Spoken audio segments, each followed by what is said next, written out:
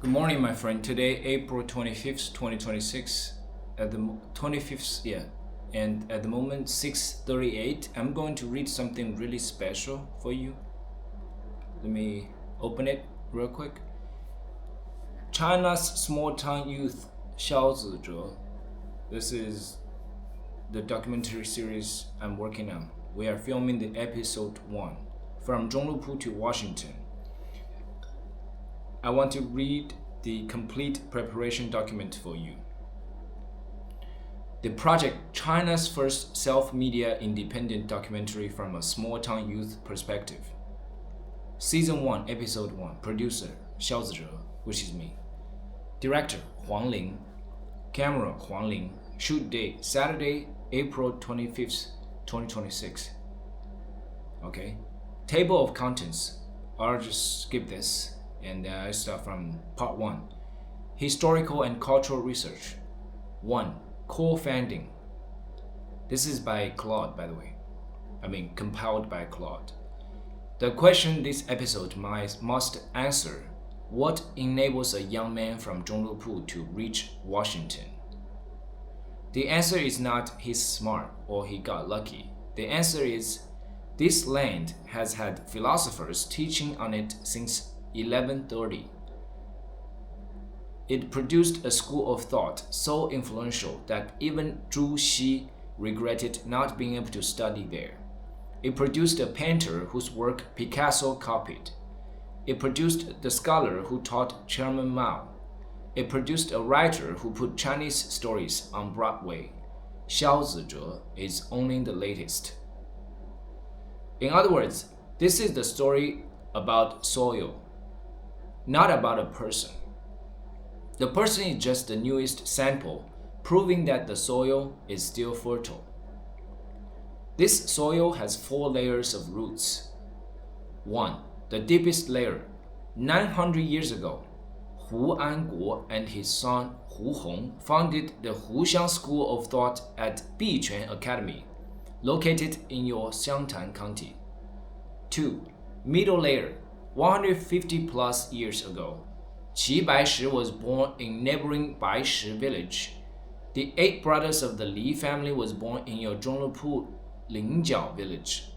Master Xu Yun, surname Xiao, same as yours, had ancestral roots in Xiangxiang, the next county over. 3. Recent layer.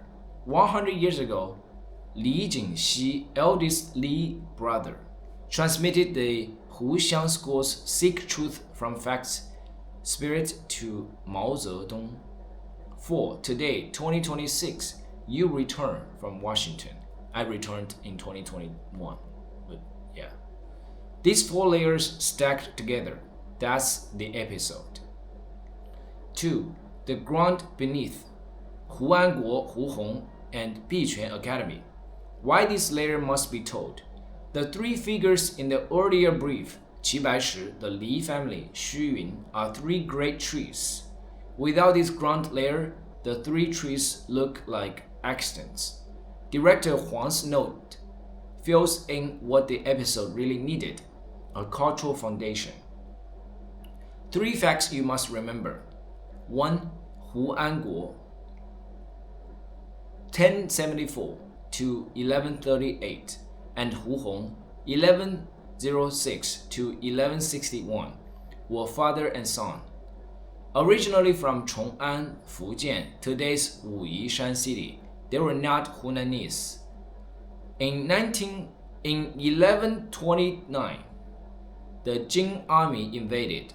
Hu Anguo fled from Jingmen, Pubei, and was invited by 2 Xiangtan disciples, Li Ming and Yang Xun, to settle in Xiangtan.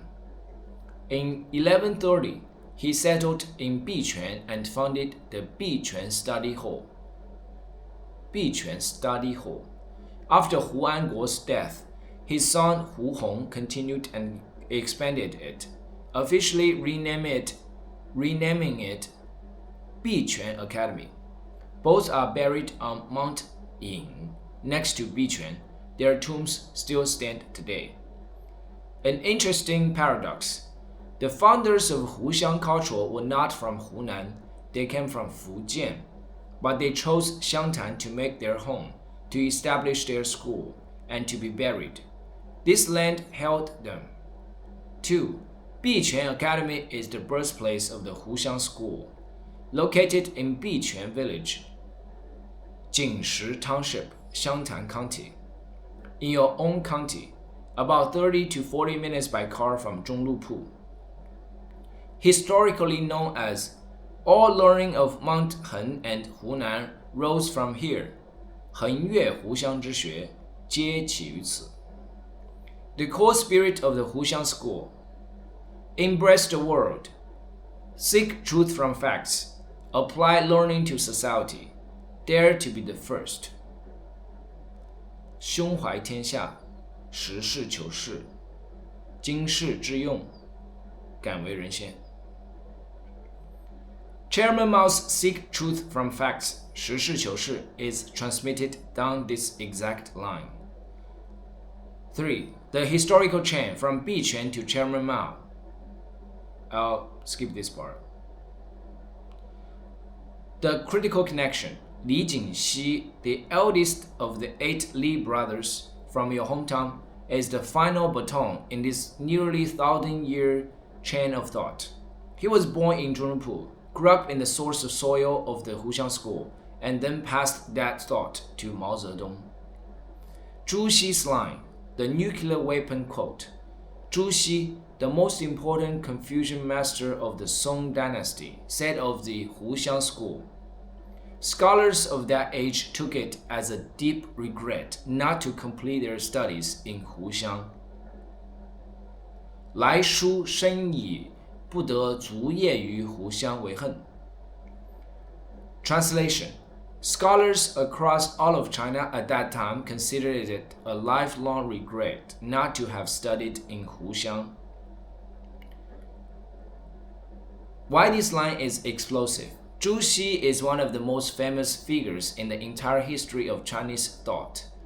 He personally declared that the most sought-after place of learning in his era was Huxiang, and the source of Huxiang was 30 minutes from your house. Another line from Hu Hong. Hu Hong wrote in the upbeam essay of Biquan Academy, "Friends from afar arrive, people nearby follow the wind. 远邦朋至，近地风从." Which translates to, friends from distant land come here. Those who are close by follow the wind that blows. Why these lines suit the episode? The whole episode is about leaving and returning. Friends from afar arrive, people nearby follow the wind describes exactly a place with gravitational pull. It draws the distant and it holds the near. This line can describe Biquan Academy's heyday, and it can also describe you. You went to Washington, the distant, and you returned, the near. On whether to visit Biquan Pond on Saturday. Okay, let me skip this. So, the number 3. The 8 brothers of Li family, Li Shibajun. The family in one sentence. In the 1890s, in our Zhonglupu town, Lingjiao village, Changtang cluster, Li Song'an and Huang Gen, a married couple, ran a private school in their own earth-walled courtyard called Changtang Shanxi Study Hall, Changtang Shanxi 学堂. While other private schools taught only the Confucian classics, their school taught physics, music, painting, mathematics, and Western subjects alongside the traditional curriculum. This is why their 8 songs could go in 8 different directions. Memory trick for the names. Each brother's second character in both birth order is 西辉耀书炯明光阳. Only Shu is the exception. The 7th of these characters, 8 characters, mean light, brightness. 7 lights and 1 relief. Remember this pattern. 七光一书. Li Jingxi, linguist, father of Chinese phonetic alphabet, co-founder of 九三 Society, 九三学社, Mao Zedong's teacher at Hunan First Normal. Li Jinghui, music educator, father of Chinese popular music. Mao Yu, first Chinese pop song. Li Jingyao, geology, mining, died on survey duty in Hainan at age 58. Li Jingshu, educator, Peking University graduate, director of Hunan Provincial Education Department. Li Jingjiong, railway bridge engineer, designed Luanhe Bridge, honored as People's Engineer. Li Jingming, novelist, Dust Shadow, prefaced by Lu Xun. Li Jingguang, composer, King of Song, Evening Fragrance, Shangri-La, Beetle Nut, Wandering Songstress. Li Jinyang, Chinese-American novelist, English novel Flower Drum Song, Hua Gu Ge, New York Times bestseller. Broadway musical, Hollywood film, Yale MFA, died in Los Angeles at 103. Qin Yang Li. The three you must be able to describe. First, Li Jingxi, the eldest of the 8 brothers, taught Chairman Mao how to spell Chinese. He is the father of the Chinese phonetic alphabet. The bopomorpho still used in Taiwan today was his creation. He was Mao's teacher at Hunan Normal University, First Normal University, taught at Hunan First Normal School, and Mao later wrote him 6 personal letters. Eighth, Li Jingyang, most important, he's your mirror. The youngest Li Jingyang was born in our Zhonglupu in 1915, 80 years before I was born. He went to Southwest Associated University, then to Yale for an MFA in drama, in playwright, I believe, and then wrote novels in English from America. In 1957, his novel Flower Drum Song made the New York Times bestseller list. In 1958, it was adapted into a Broadway musical. In 1961, Hollywood made it into a film. He died in Los Angeles in 2018 at 103 years old. 100 years ago, a child from Zhonglupu used English to write Chinese stories and reached Hollywood. Standing here today, I know I'm not the first one from this land to reach America. Seventh, Li Jingguang. The melody of Evening Fragrance and Wandering Songstress was written by a Zhonglupu native. Qi Baishi's 60-year friendship with this family, absolutely crucial. Why the Li family's relationship with Qi Baishi is the core thread of this episode. Qi Baishi was actually from Zhonglupu. Back then, Baishi town was part of Zhonglupu town. But as a young carpenter, he regularly walked to Zhuchong in Zhonglupu to make wedding furniture for the Li family. Li Song'an, the father of the 8 brothers, was Qi Baishi's earliest seal carving friend and a lifelong close friend.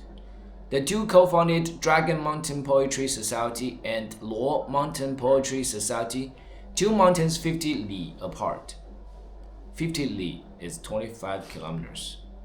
Qi Baishi's own recollection. I often went to his house and would stay for days at a time studying with him. I got the walls and floor of his sitting room covered in stone mud. The eldest, Li Jingxi, was only 10 years old when he was already attending Qi Baishi's poetry gatherings with his father. 3 generations of the Li family were Qi Baishi's close friends. Qi Baishi's own poem about this friendship, "You and I became friends. Our bond runs deeper than the pool's water. I have never heard of Guan and Bao, whose friendship reached the grandchildren. 君与我论交，情比潭水深。未闻管与胞，交得到儿孙。" I've never seen a friendship like ours reaching into the grandchildren's generation.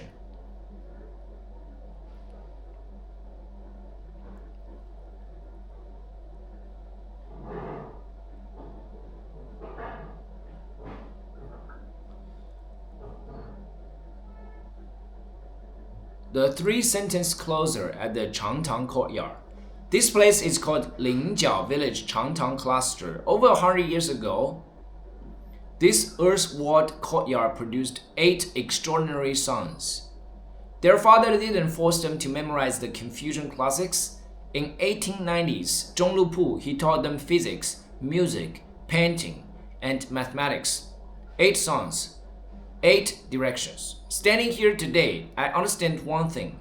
I made it to Washington not because I'm special, but because 100 years ago, on this very land, someone already believed that a child from a Zhonglupu could go to the world.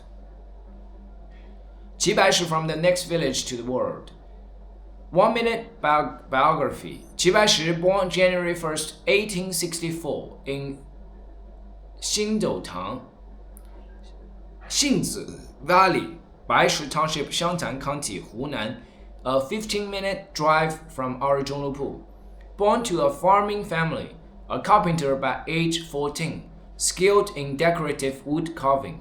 Didn't start painting seriously until age 27. Until 40, he was still a rural carpenter turned painter from Xiangtan. At 40, he began his 5 departures and 5 returns, 五出五归, traveling most of China. At 57, he moved to Beijing. His paintings were worth little. Around 60, he began the late life reinvention, 衰年变法, late life reinvention. What an inspiring story. Spending 10 years in seclusion, changing his style. From imitating the cold sparseness of 八大山人 to his own signature red flowers, ink leaves, died at 94. His most important line must memorize. In painting, the wonder lies between resemblance and non-resemblance. Non-resemblance is deception. Too much resemblance is vulgar flattery. 作画妙在似与不似之间，不似为欺世，太似为媚俗。This is his artistic philosophy. Use it on camera when explaining how he painted shrimp. His international weight. Material to hook Western audiences. 2 key years. 1955. Awarded the International Peace Prize by the World Peace Council. 1963. On the centennial of his birth. Designated a world cultural figure by the World Peace Council. In 1956, Picasso's story. The painter Zhang Daqian visited Picasso in Paris. Picasso brought out 5 thick albums of his own copies, all of Qi Baishi's paintings. Picasso said, Qi Baishi is truly a great painter from your East. He paints fish in water with no color at all. Not a single line drawn for the water, yet one can see the river, one can smell the water's fragrance. Another widely circulated line, contested but very usable. I dare not visit your China because you have Qi Baishi. His connection to Zhonglupu, this is what you must make clear standing at the Qi Baishi residence. Qi Baishi was not from Zhonglupu, his family. Qi Baishi was from Zhonglupu. That's a misunderstanding. As a young man working as a carpenter, he regularly walked to Zhonglupu to make wedding furniture at the Li family's home in Zhuchong. In Zhonglupu, he met his lifelong closest friend Li Song'an, father of the 8 brothers. Qi Baishi often stayed at the Li family for days at a time, carving seals and writing poetry together. The two co-founded the Dragon Mountain Poetry Society and the Luo Mountain Poetry Society. His signature subject, shrimp, his signature, ink depth alone conveys water without drawing it. Crabs, frogs, small fish, cabbages, fruits, and vegetables. Plum blossoms, red flowers, ink leaves. Major works, ink shrimp, frog sons from 10 miles of mountain springs, herding the ox. Summary line, can use on camera. He used a farmer's eye to paint a scholar's painting. He used a farmer's eye to paint a scholar's painting. 他用文人的眼画出了文人的画。他用一个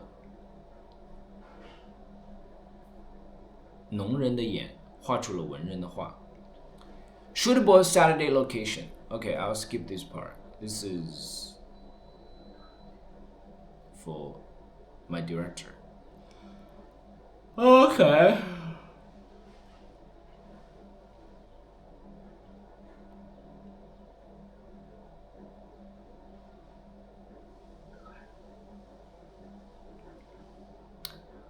Six, narrative logic and hook strategy. Overall logic. The original outline was a personal biography, alma mater, teachers, flight, UW, return home. Director Huang's note replaced the foundation of the story. What this episode is really about. What enables a young man from Zhonglupu to reach Washington? The answer, this land has been sending people out for 900 years. Yeah. Okay. I'm gonna...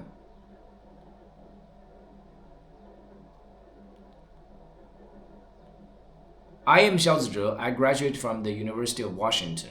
I was born in Zhonglupu Town, Xiangtan County, Hunan, a place even my college roommates had never heard of. I was born in Zhonglupu Town, Xiangtan County, Hunan, a place even my college roommate had never heard of.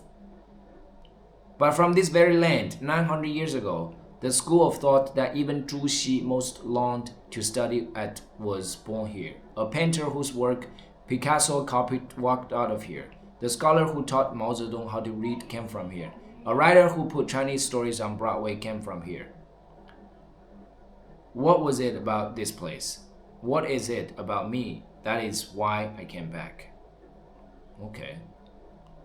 I'm gonna do that voiceover.